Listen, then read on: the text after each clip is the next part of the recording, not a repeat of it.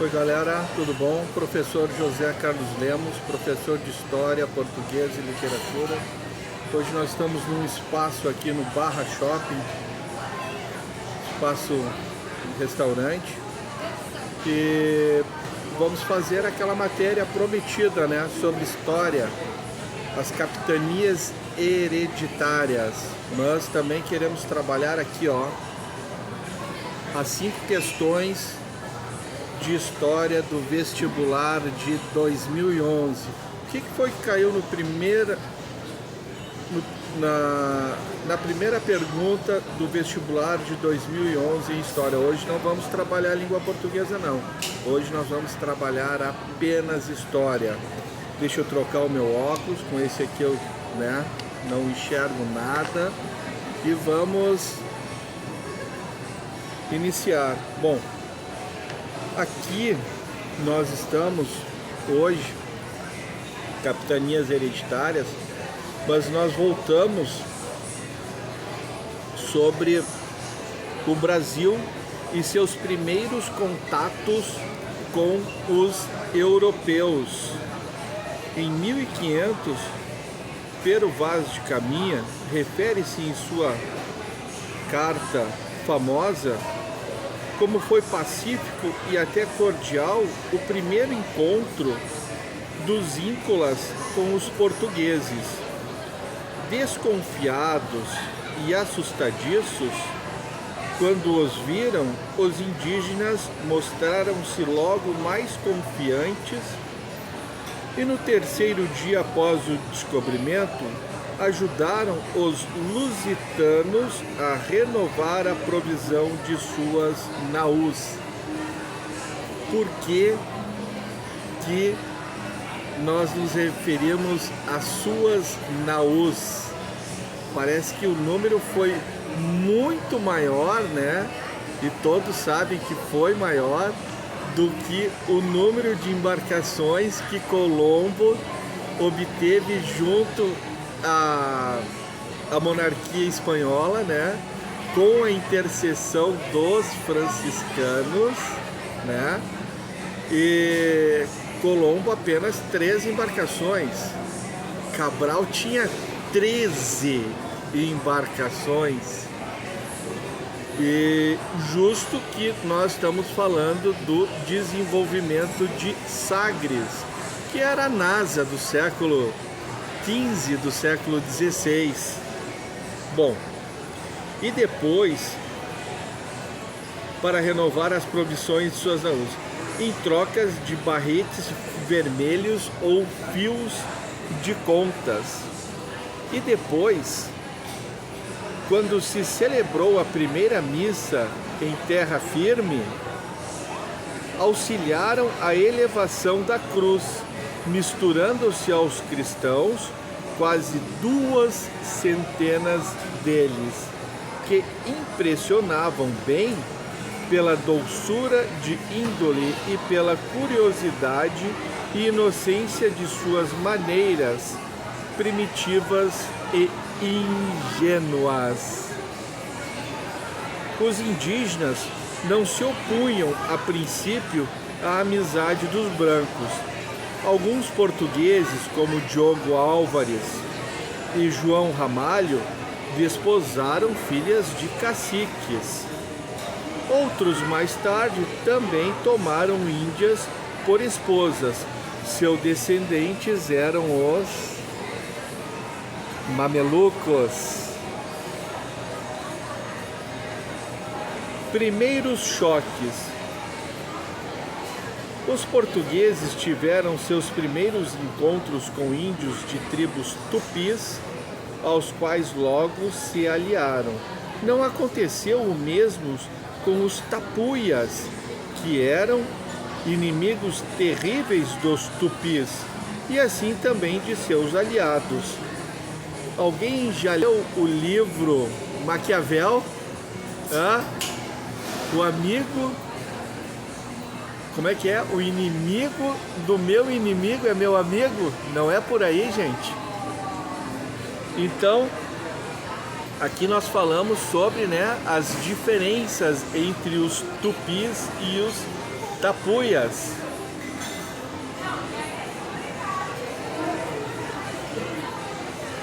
E assim também de seus aliados.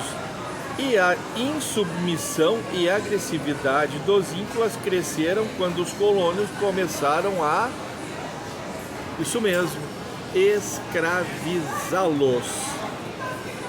Mais temível se tornou a situação pelo contato de certas tribos, principalmente os potiguaras, os caetés e os tamoios, com os franceses, os maiers, como eles os chamavam, que faziam frequentes expedições às costas brasileiras em busca de pau-brasil. Os franceses, com habilidades, conseguiram agradar índios e os assular contra os perós, contra os perós, os portugueses, e tribos, e estes aliadas, o que provocava sangrentos conflitos. A influência do indígena nos primeiros tempos da colônia foi notável. A influência do indígena sobre os costumes e até mesmo sobre a linguagem dos brancos que com ele conviviam. Gente, até o século XVIII, nós aqui no Brasil falávamos mais o tupi-guarani que o próprio português. Marquês de Pombal, que proibiu que se falasse o tupi-guarani e que fosse ensinado. Já falei em outros vídeos que os nossos congressistas, os nossos deputados, nossos senadores, deveriam de colocar alguma coisa para que a língua guarani fosse ensinada em sala de aula, para que assim a cultura indígena fosse mais respeitada no dia a dia. Tal influência via-se na casa e na roça, na paz e na guerra, na cidade e no sertão. Poucos e esparsos os portugueses se deixaram dominar pelos hábitos da terra. O que eu acabei de falar? A língua. Na mesa, no trabalho, na viagem, na luta, no repouso, o português passou a nutrir-se de farinha de pau e a bater para o prato a caça grossa, embalar-se na rede de fio e imitar os índios na vida cotidiana, né? Segundo Pedro Calmon. A própria língua dos colonos sofreu o influxo dos índios.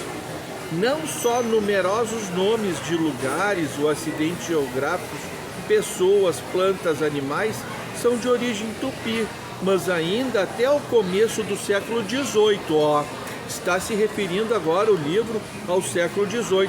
Era corrente o uso da língua dos índios ao lado dos portugueses.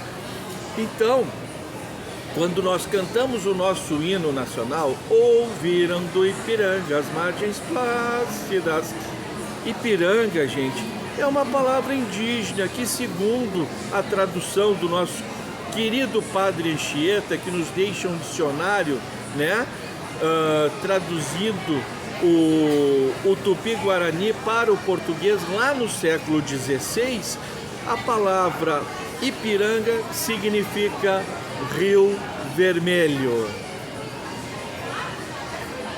Então, que os nossos congressistas possam rever essa ideia aí de nós voltarmos a estudar o tupi-guarani em sala de aula, né? Aprendermos uma língua a mais, termos uma matéria a mais em sala de aula. Isso é gratificante. Bom, aqui tem uma leitura que fala assim, os tamoios eram canoeiros, pescadores, agricultores. Tinham a inteligência viva e o porte airoso, que os franceses lhe notaram. Moravam como os tupinambás, em grandes tabas. plantavam os seus mantimentos, usavam cocares e cintos de penas coloridas. E lutavam de arco e flecha e tacape, ferozes na guerra, espertos e diligentes na paz, afeiçoados aos mairs, inimigos naturais dos perós portugueses, mairs franceses, como eram chamados pelos índios, né? Não por ódio particular a eles, porém pela sua aliança com os tupis de São Vicente e Piratininga, a quem detestavam. Palavras de Pedro Calmon. Número 2. Os mamelucos eram verdadeiros brasileiros, criados pela mãe cabocla. Esta lhe fez conhecer a alma das populações indígenas. O tupi foi a língua que aprenderam no berço, mas do pai europeu herdaram o espírito aventureiro, a superioridade das raças civilizadas. Não gostei muito dessa frase, não.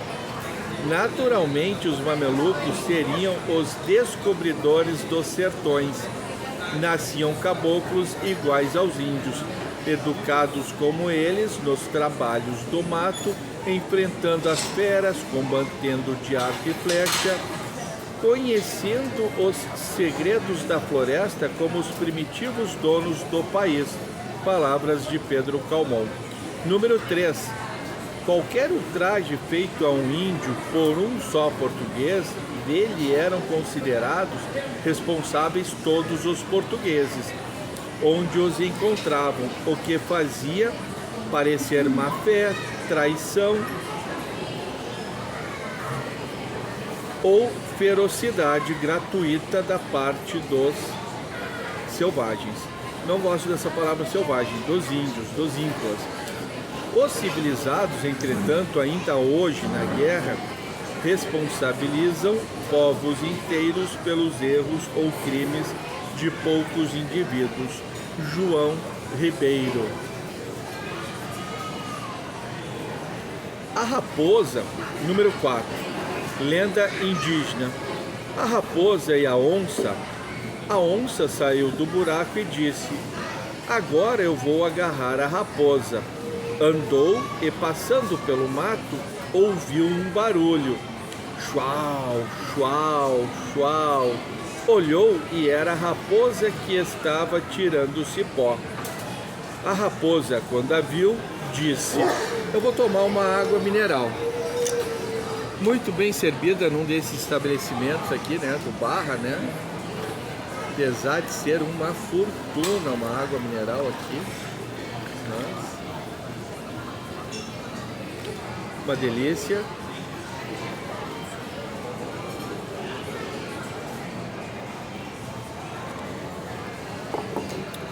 E vamos dar continuidade. Chuau, chuau, chuau. Olhou era a raposa que estava tirando o cipó. A raposa, quando a viu, disse: estou perdida. A onça agora, quem sabe, me vai comer.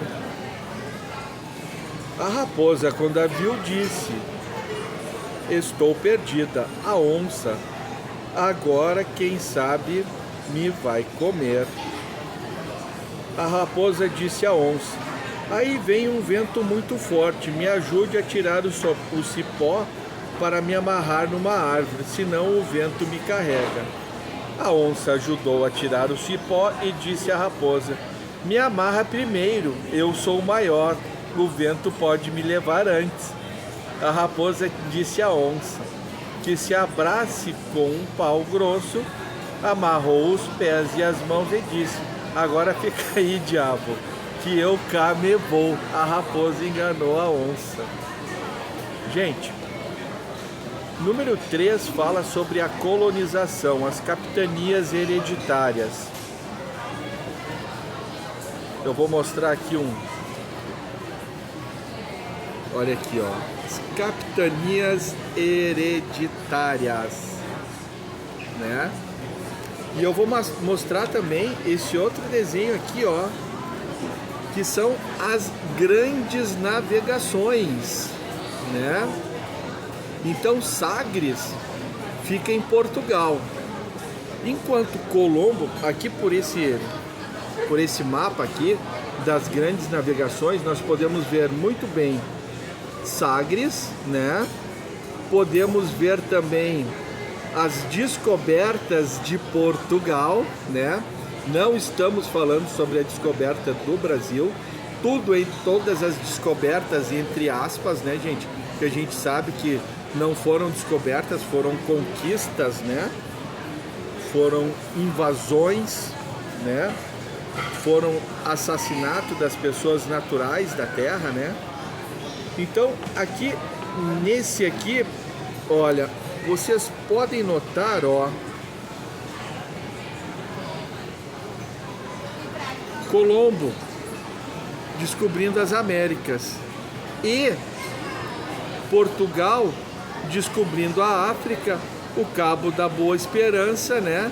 E conquistando as especiarias, né? Na hora em que Portugal com Sagres a gente sabe que era a NASA do século XVI, do século XV, né, gente?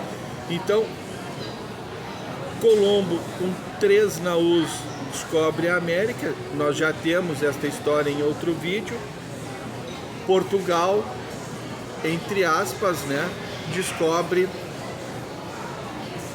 a África, contornando o Cabo da Boa Esperança e, com isso, trazendo as especiarias, né, e fazendo aquele cambalacho na Europa, né, acabando com a banca, né, dos italianos de Gênova, que faziam o caminho de Marco Polo, né? Então ali já é desbancado os italianos. E nós já falamos sobre Sagres, já falamos sobre isso. Eu acho que agora com esse retrato, com esse desenho, com esse mapa aqui, fica melhor de compreender. E na próxima aula nós vamos falar sobre as capitanias hereditárias e a colonização. Vamos encerrar por aqui? Não. Vestibular da URGS 2011, não vamos falar de língua portuguesa, vamos falar de história. Qual foi a primeira questão de história no vestibular de 2011? Né? Será que falaram sobre a antiguidade? Grécia?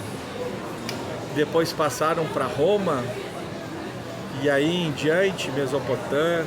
Vamos ver o que foi a primeira questão de história de 2011 na URGS.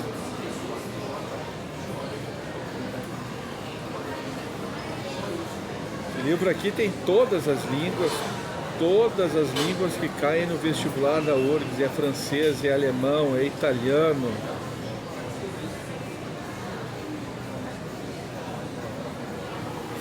Bom, deixa eu ver aqui aonde que se encontra a história. Está na página 120. Página 120. Olha só. Primeira questão do vestibular de 2011. Vamos trabalhar o vestibular de 2012, 2013, 2014, 2015, 2016, 2017, 2018, 2019, pandemia, e vamos chegar até 2025. Gente, olha só, a primeira questão, olha só. Na África, antiguidade. Na África, durante a antiguidade, entre os anos 3000 a.C. e 322 a.C., desenvolveu-se o primeiro império unificado historicamente conhecido, cuja longevidade e continuidade ainda despertam a atenção de arqueólogos e historiadores. esse império é?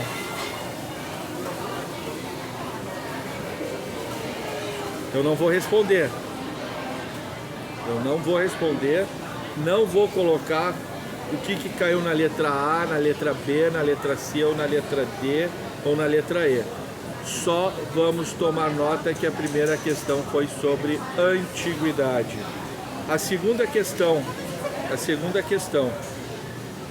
Durante a República Romana, a escravidão aumentou consideravelmente sua importância na sociedade e na economia, contribuindo ainda para a crescente dependência da República Romana em relação à mão de obra escrava.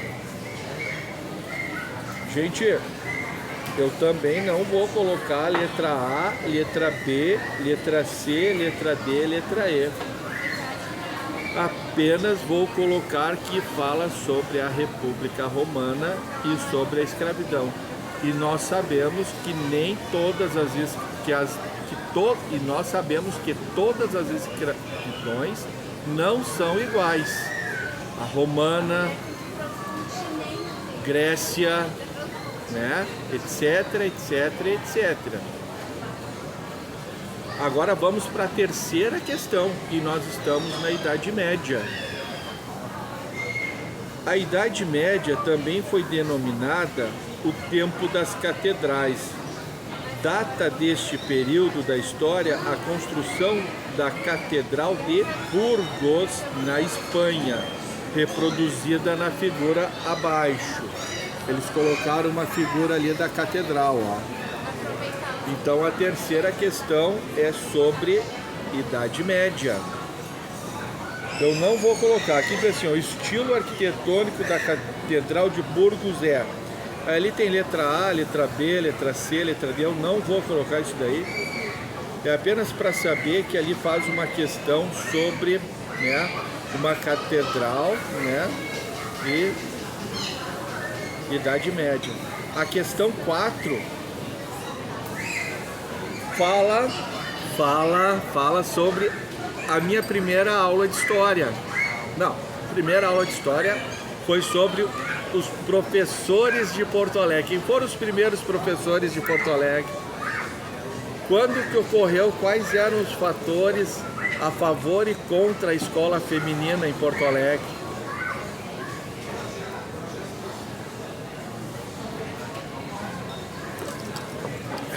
Delícia! Então a questão 4, olha só, a chegada de Cristóvão Colombo ao continente americano data de 1492, a serviço da Espanha, é um fato significativo na história. E aí considere as afirmações abaixo a respeito dos fatores que possibilitaram a viagem de Cristóvão Colombo em 1492. Não vou colocar letra A, letra B, letra C, letra D, não vou. Só tô lendo a questão, gente. E a questão 5 e última. E vamos encerrar por aqui, né? A partir da impressão em metal concebida pelo alemão Gutenberg, começam a multiplicar os textos e obras literárias. A esse respeito, considere as seguintes afirmativas. Gente, encerrou a aula. Próxima aula de história, então, serão as capitanias hereditárias.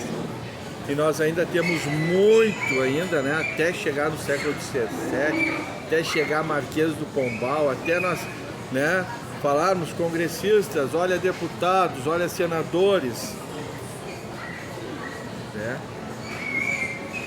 Vamos colocar uma matéria a mais em sala de aula, vamos ensinar o Guarani, o Tupi, vamos fortalecer a cultura indígena, vamos respeitar o povo originário da nossa terra, vamos dar-lhes, né, autonomia, né?